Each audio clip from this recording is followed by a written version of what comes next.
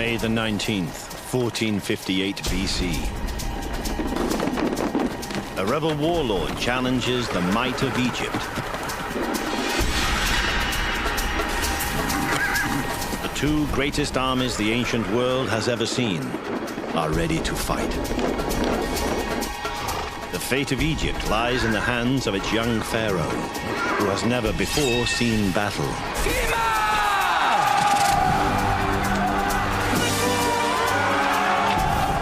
If the rebels win, Egyptian civilization will crumble. This is a true story. The chronicle of this epic struggle was carved into the stone walls of the Temple of Karnak over 3,500 years ago. It records how a pampered prince was transformed by war and turned his kingdom into an empire. He became Egypt's greatest warrior pharaoh, Thutmose III.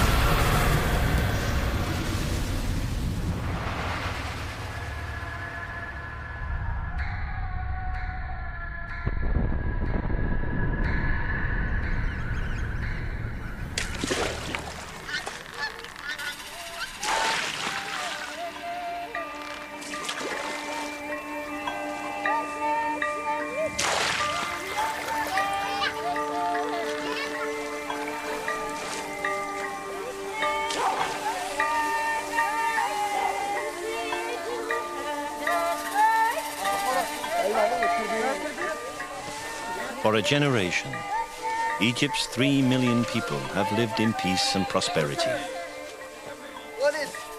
Most are farmers and fishermen, living along the fertile banks of the River Nile. Thutmose is a peasant farmer whose family worked this land together. Their life follows the changing seasons.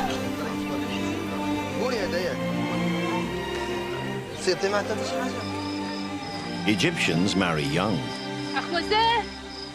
Thutmose's wife is just 16.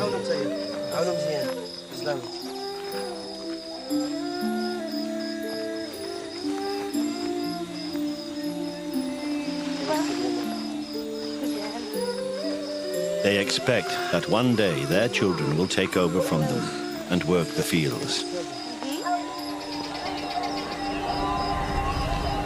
But Thutmose's life is about to change. The sacred ibis are an omen of danger.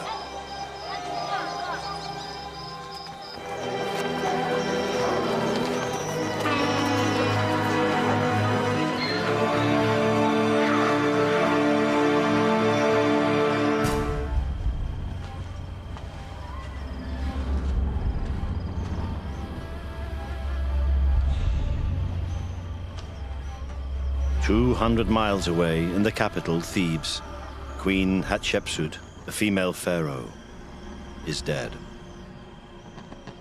While the country mourns, Egypt's enemies are gathering.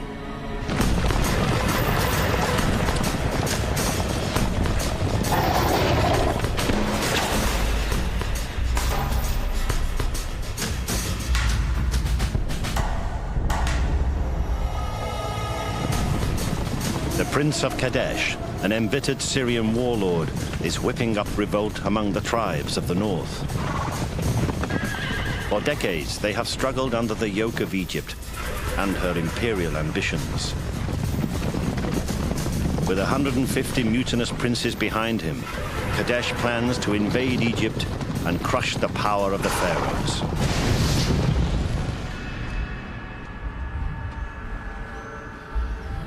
Egypt is vulnerable.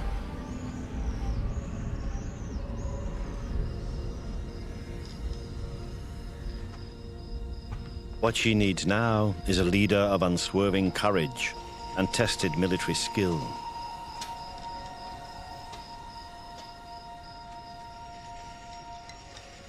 But the new pharaoh is Thutmose III. For 20 years, this princeling has been kept from power by his stepmother, Queen Hatshepsut. He has been pampered and indulged, untroubled by the affairs of state. But now he is a king with a nation to lead.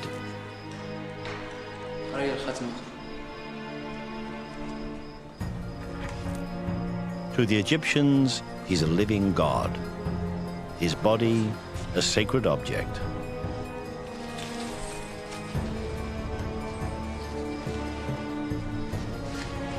But to his enemies, he's simply a young king with no experience of battle and a feeble hold on power.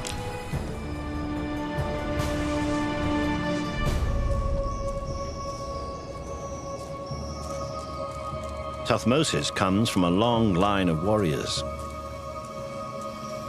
A century and a half ago, the founders of his dynasty expelled the ancestors of the Prince of Kadesh from northern Egypt.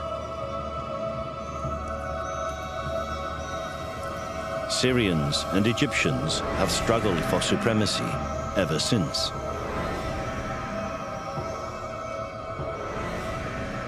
But none of Thutmose's ancestors ever faced a military challenge as great as the one that confronts him now.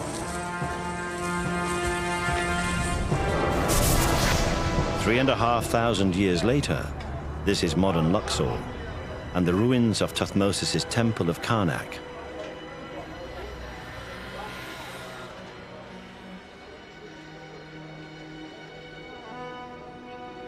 In a narrow passageway, on a wall few visitors will ever notice, there's a long inscription in Egyptian hieroglyphs, carved on the orders of Thutmose himself.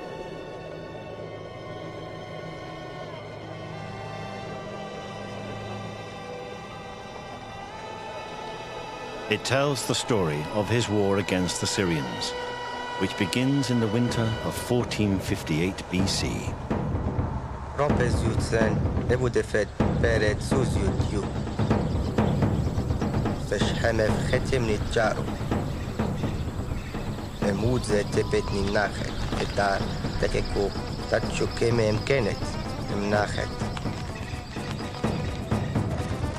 Just weeks after taking the throne, Thutmose and his entourage moved from Thebes to the fortress of Jaru, 500 miles north.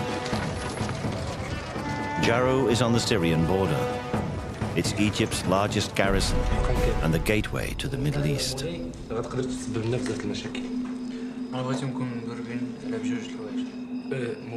The young Thutmose locks himself away with his generals. Jehuti and Jamenej are hardened soldiers, skeptical of the young pharaoh's ability to lead. They have just a few weeks to devise a strategy to defend Egypt's borders. Recording every word of their deliberations is a fourth man, not a soldier, but a scribe, named Jeneni.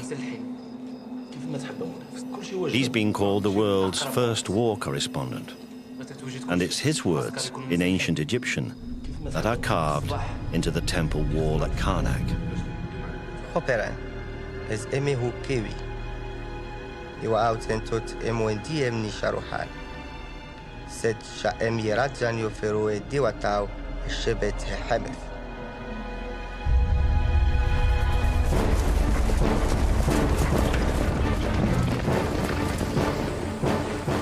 The Prince of Kadesh and his allies have gathered at the city of Megiddo, near present-day Jerusalem.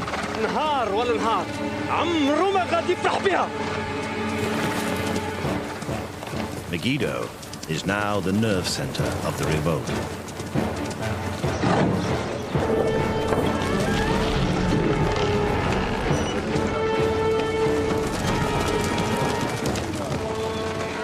Kadesh has persuaded the northern warlords to provide him with every fighting man they have.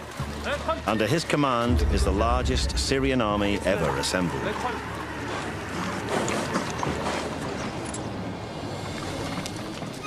He's determined that this time, Egypt will fall.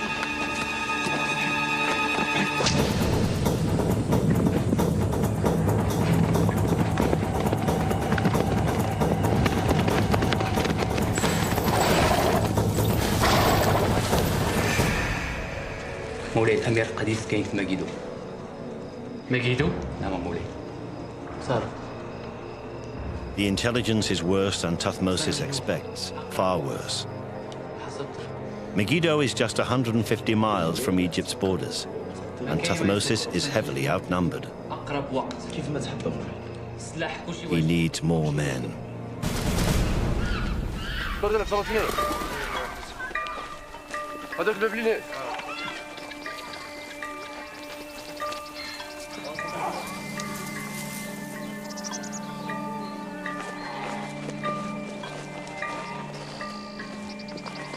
حاج محمد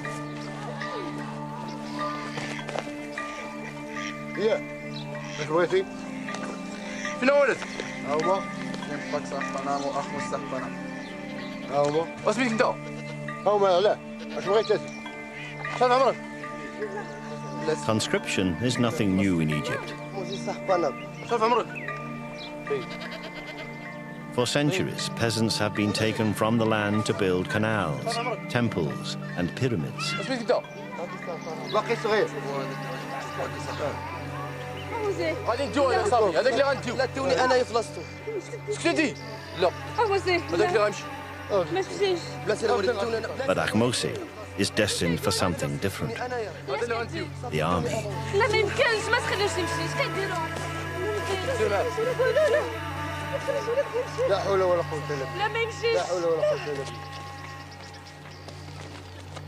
لا خواتي ما تمشيش ما نقدرش نخلي خويا ما نقدرش نخلي ما تخلينيش ما تمشيش وحنا وحياتنا لا غادي صافي ما غاديش نمشي Ahmose knows he may never see his wife and home again.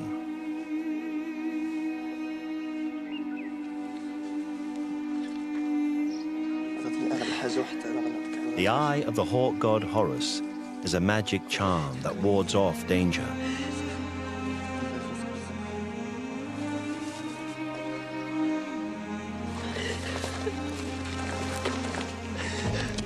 Every Egyptian is now touched by the threat to the kingdom.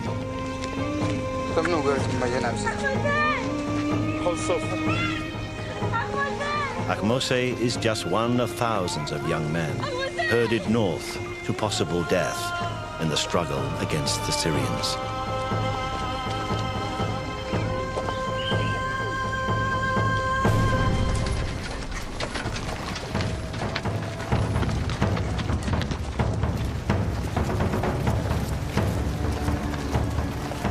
In February 1458 BC, Ahmose and his fellow conscripts reached the fortress of Jaru.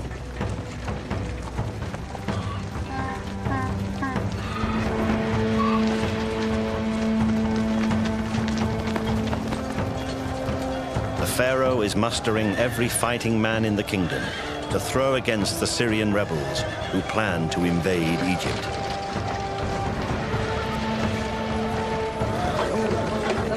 Ahmose is a peasant farmer who has never left his village before. He is now going to be made part of the most sophisticated army the world has ever seen. Quartermasters marshal food, weapons, and clothing supplies. Every day, an army of 10,000 men consumes 14 tons of grain and 95,000 liters of water. The wealth of Egypt pours into the war effort.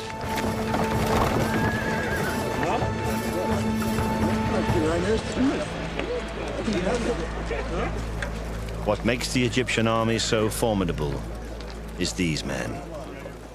An elite corps of professional soldiers, Nubians from the south, in what is today's Sudan.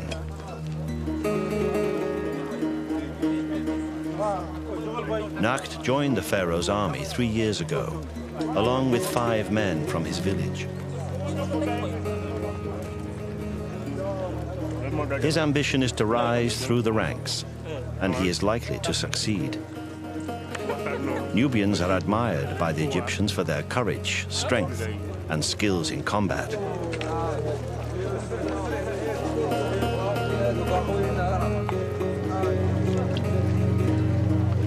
For men like Nacht, the coming war is an opportunity. There's booty to be had and glory to be won.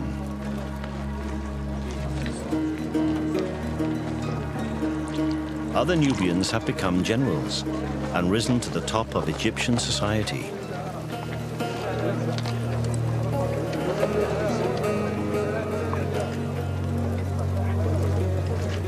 The most Ahmose can hope for is to get back to his home alive.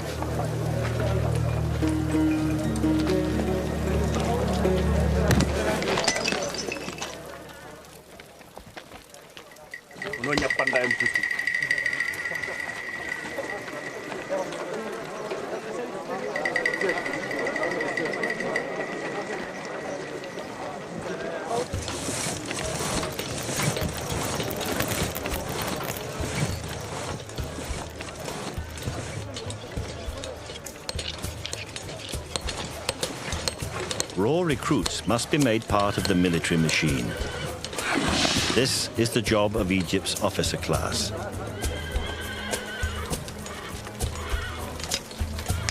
Yamunej and Jehuti are two of the pharaoh's most trusted generals. They come from very different backgrounds. Jehuti is an aristocrat. Yamunej rose through the ranks.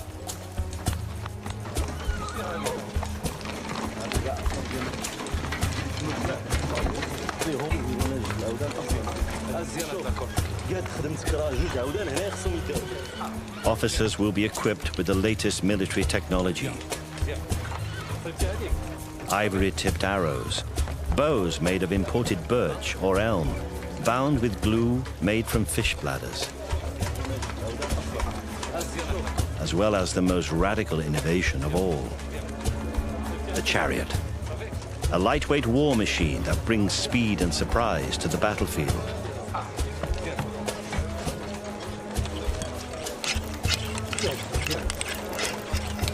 The lower ranks will use more basic weaponry, axes, knives, and spears.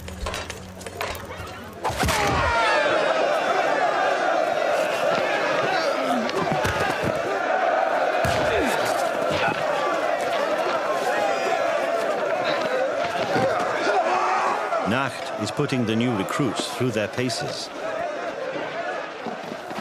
Wrestling is the Egyptians' favorite sport, and in the army, it's a useful test of manhood.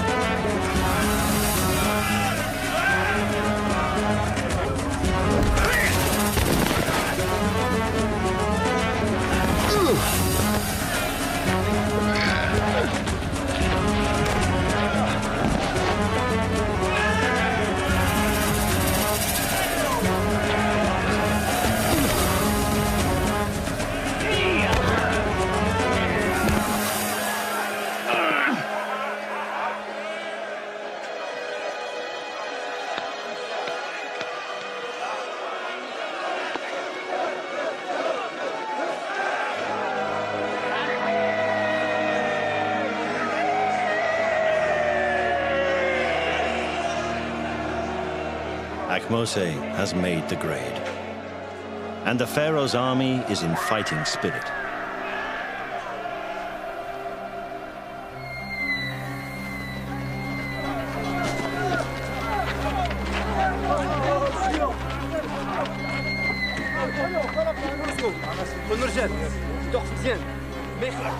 By April, the Prince of Kadesh is preparing to move the coalition's 10,000 men from Megiddo towards the Egyptian border.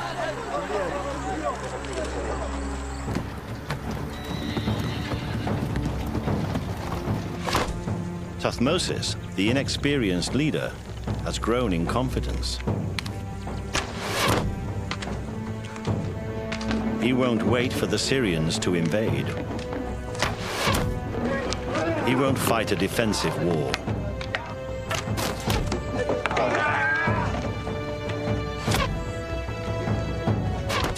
he will invade Syria and crush the rebels at Megiddo. The army will march tomorrow.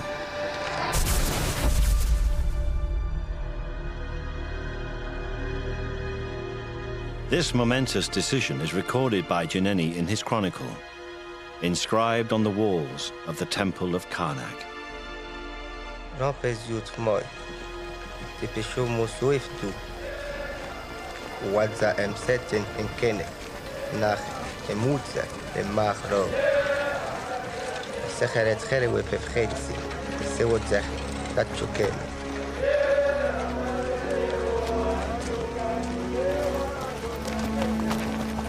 But to reach Megiddo, the army faces a grueling march of 200 miles across the deserts of Sinai and Gaza.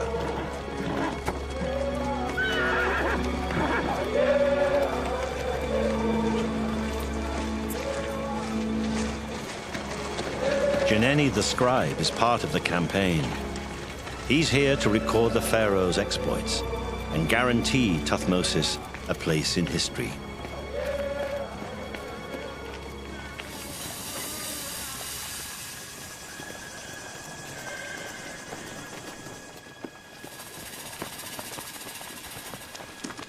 Jeneni is not interested in the hardships of foot soldiers, such as Ahmose and Nacht. But this 1,000-year-old papyrus, discovered in a tomb in Luxor, tells us what life was like for the ordinary soldier on campaign in Syria. Sutahum ercharu, bisirf ifsu, bunhubsu tubtu, inaf mashu irqai tasu. زويف محرخمت انهورو إيوشانس ميداباي حاماي ستخاتف وحيو إخامف دجاتف حاف قانف باتف سقابي ومشو.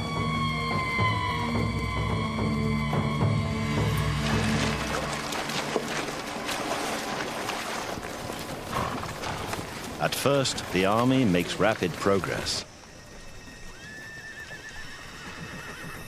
In the first 10 days, it covers 150 miles. Then the heat takes its toll. The pace slows from 15 miles a day to 5.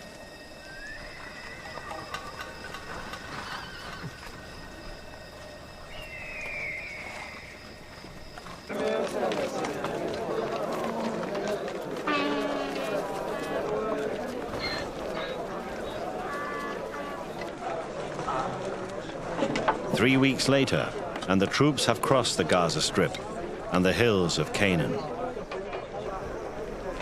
They're camped deep inside Syrian territory at Yacham, in present-day Israel.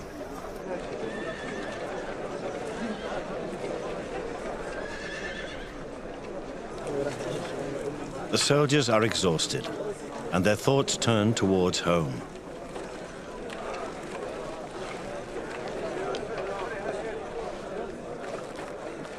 Ahmose, like every Egyptian, is terrified of dying outside his native land. If he's buried in foreign soil, without his family to tend his grave, he'll have no chance of reaching the afterlife. If he dies here, his spirit will be cast into oblivion, and he'll face a second death. And perhaps Thutmose, despite his status as a god, is troubled by the very same thought.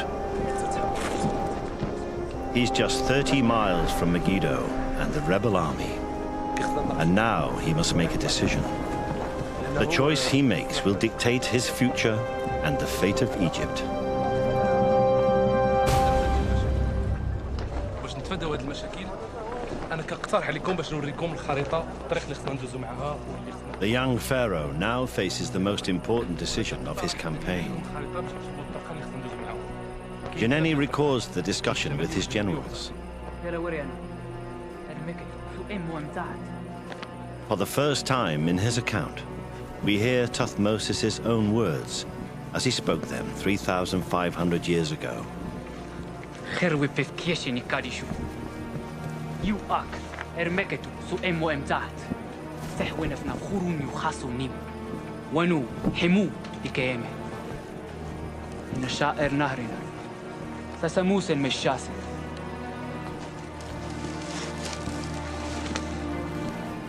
Surprise is the key. Reach Megiddo quickly, catch the Syrians unawares, and they could crush the rebellion in a single strike. هناك خصنا نمشي. From their camp at Yacham, there are 3 routes to Megiddo.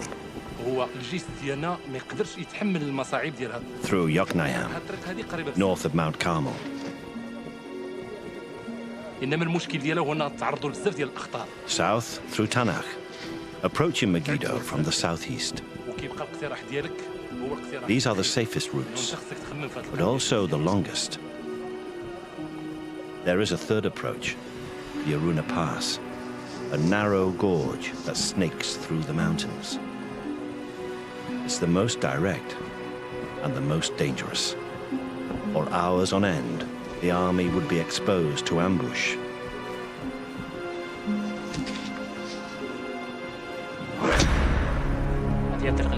They'll take the Aruna Pass.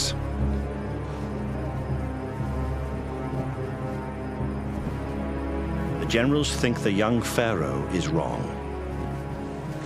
Janeni records their words. سمي أخ شمت حمتين بين انتوا الحناس يوتو هرسمت أجو خيرو إمو أغا حر إبار إن يتحية إمو إرحاها يونا إن بخوي أح أغيا إم أرونا أونيخ ناين مروي إراه حسو تيوتي أمون يواتشا حمي حرمين جنبه أرونا إميشا أنت ليبا في موجة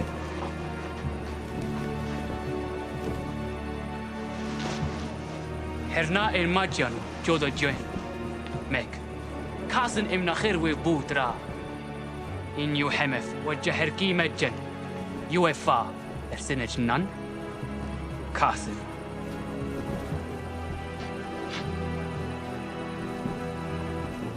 وين الباك إمسان نبف أموي إنحيمو مجن ناخد نجوان جن نمتخد يلا نشوف راسك. أموي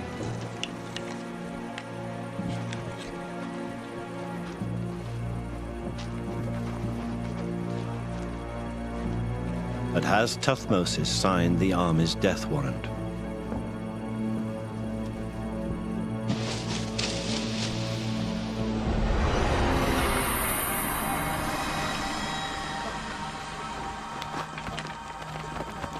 On the 14th of May, Tuthmosis leads his army into the Aruna Pass.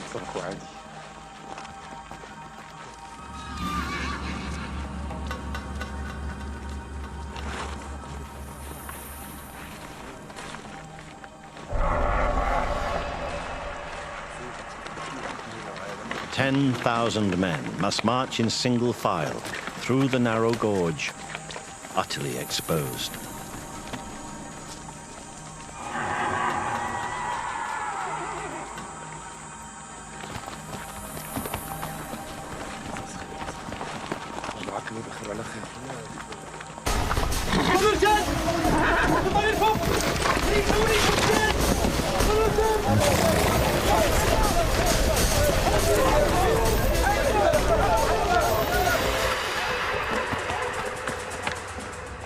For 12 hours, they are open to attack from above.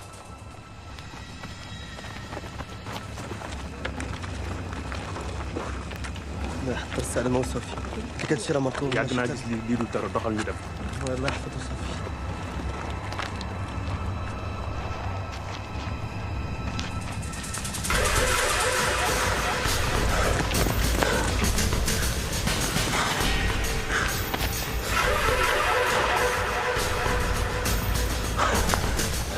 مولاي لقد سلك فرعون But the Syrian ambush never comes. طريق القارون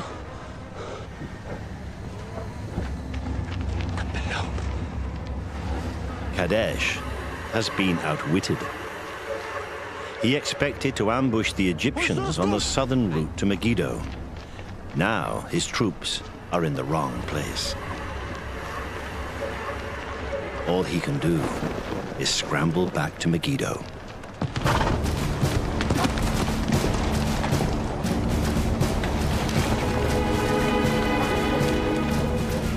Six hours later, Thutmose is within sight of the Syrian stronghold. ورونم نخاسو محتاج تبو إم خوينف محبو إن ديمي خا بامح المجدو. Tomorrow, for the first time, Thutmose will lead his men into battle. Here at Karnak is Jineni's eyewitness account of the final minutes before the Battle of Megiddo. It's the 15th of May, 1458 BC. Rompez yut cheme, te pesho mosus yut wa. Katni su teptua ezet redi, em hunimetcha edzeref sesh. Udza hemef hewereret nitza savuyemenoev nuarachet. Mehor jemaneb yerchet. Thutmose anoints his peasant soldiers with sacred perfume to bring down the gods' blessings on them in battle.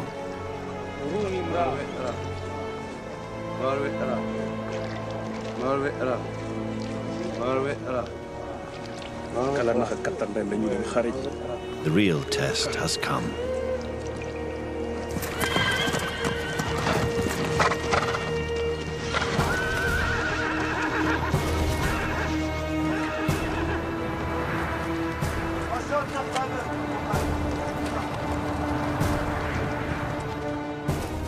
Jineni describes the Egyptian positions.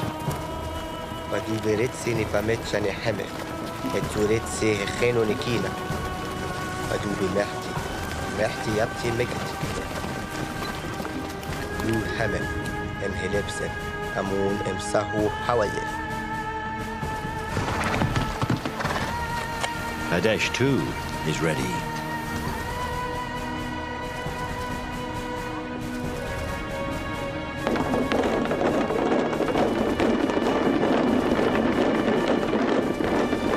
Egyptians and Syrians face each other at last.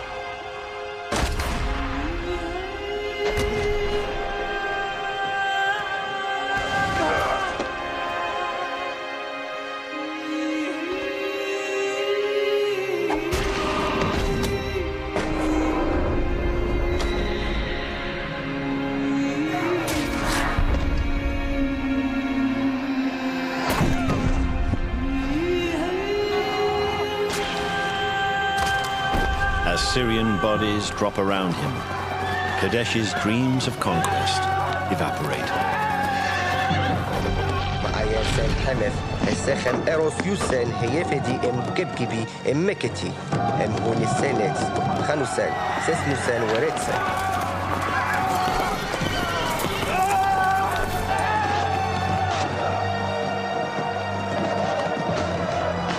هوتو ساتن تبتن هوبسوسن انديان بين ازت ختمن ناين رومت ديان بينيروس خنوسن هبسوي اتبتن ست هيري ديان بين. All Kadesh can do is save his own skin.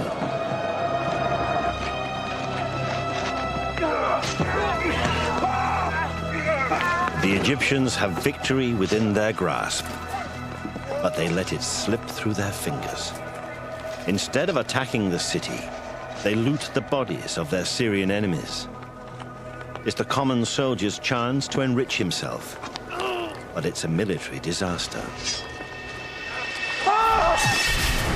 Janeni's account condemns the foot soldiers for their greed.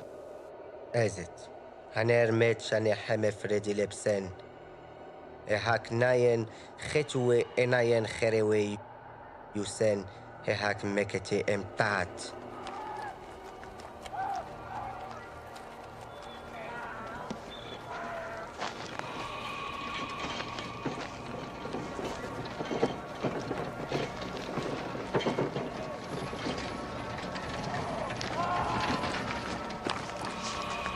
أحيان حكسس متسر ورد سنبو هيدز إروام حك سكوسيسات زر أمسات زتسي ميميرمو كحشنو متشناخت نحمف هيهوب خيتو إيرو.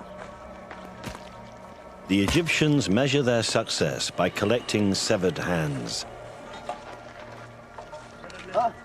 But this is not yet a victory. أنت شوف صب معايا واحد جوج لب نيجي نيجي برام لب شوف أحمد ما يدول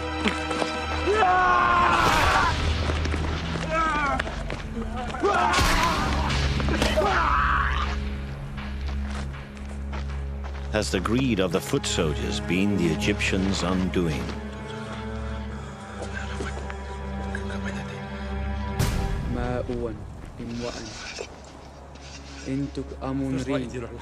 The Pharaoh's generals are in disgrace.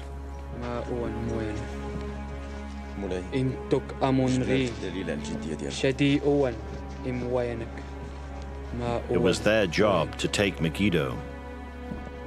Instead, they stood by while their own soldiers plundered.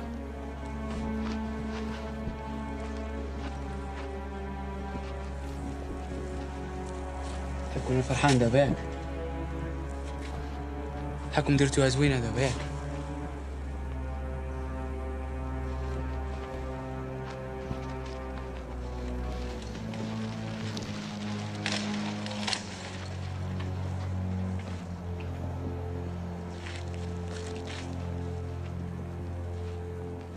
رنوينا منيونا خط مكرات ديانة انتو مكراه وروني خاسو نحتم وحشيانف إرنت الكابا مه المجدو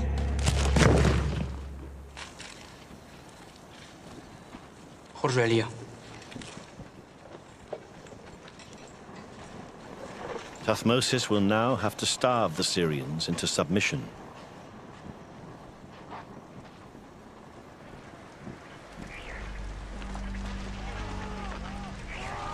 No one knows how many Egyptians fell at the Battle of Megiddo. The Egyptian military documents keep quiet on the subject of their own casualties.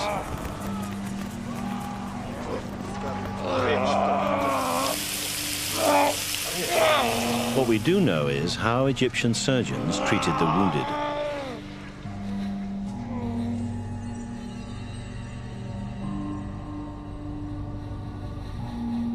This papyrus is the world's oldest medical textbook. It gives detailed descriptions of treatments for battle injuries.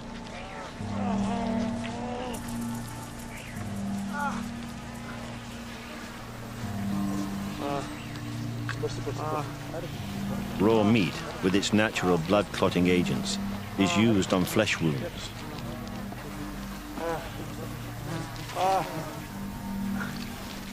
Burns are treated with a mixture of gum, ram's hair, and the milk of a breastfeeding woman.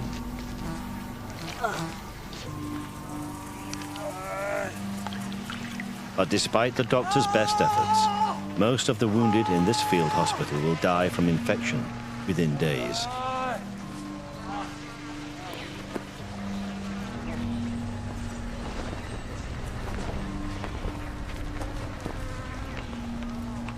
Another ancient text sums up the fate of many Egyptian soldiers.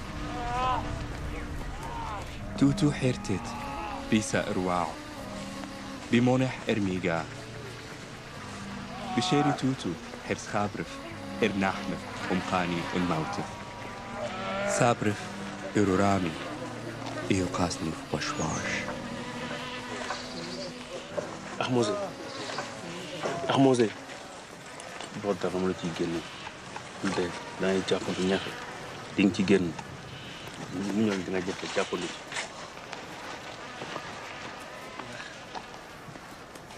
Ahmose Ahmose Ahmose Ahmose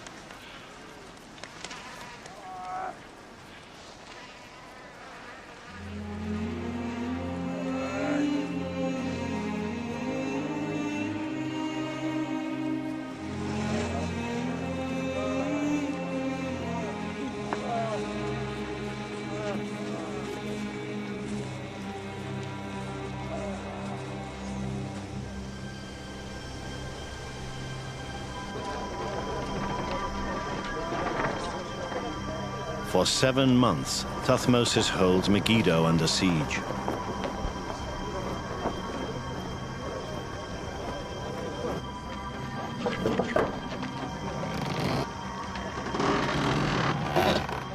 Finally, in December 1458 BC, a symbol of surrender.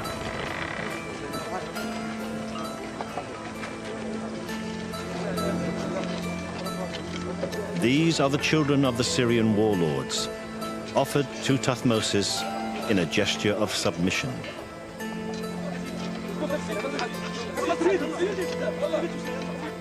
The Syrian revolt is over. The children will be taken to Egypt as hostages and killed if their families rebel again. Some are destined to become puppet rulers within Thutmose's new Egyptian empire.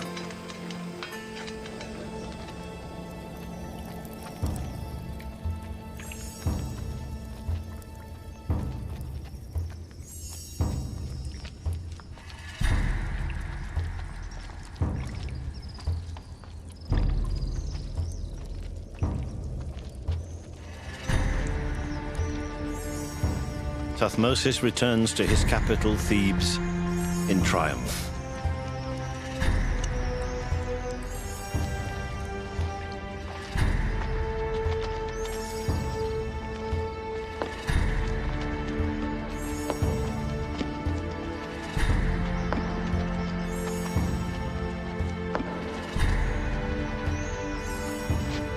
No one doubts his strength now.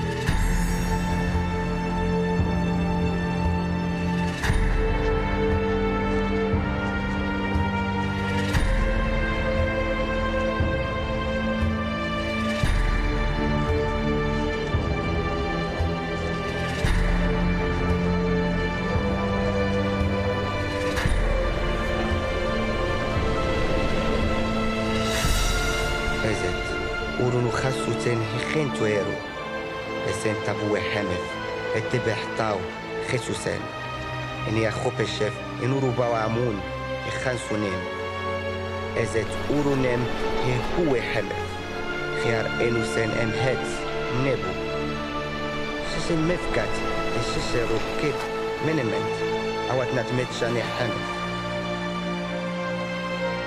واتكت إموش الخيار إنو مخنتت. The final words of Jineni's chronicle are those of the defeated enemy, the Prince of Kadesh. نيو حمن إريبونا همون خباغا هون أخجات باينا إم أهاون نئونا جيران تدمان الباوف الرديان خنان طاو مررف.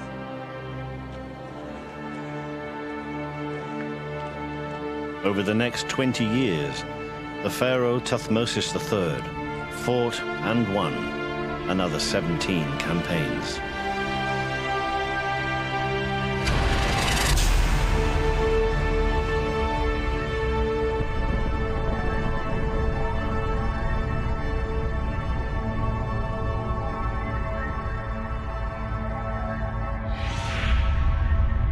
At the time of his death and mummification in 1425 BC, he had imposed Egyptian rule across an empire that extended, he claimed, as far as the circuit of the sun.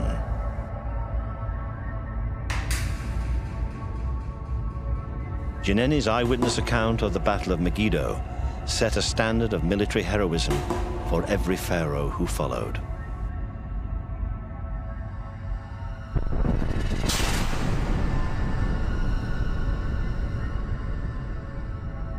As Thutmose intended, he is still remembered today as Egypt's greatest warrior pharaoh.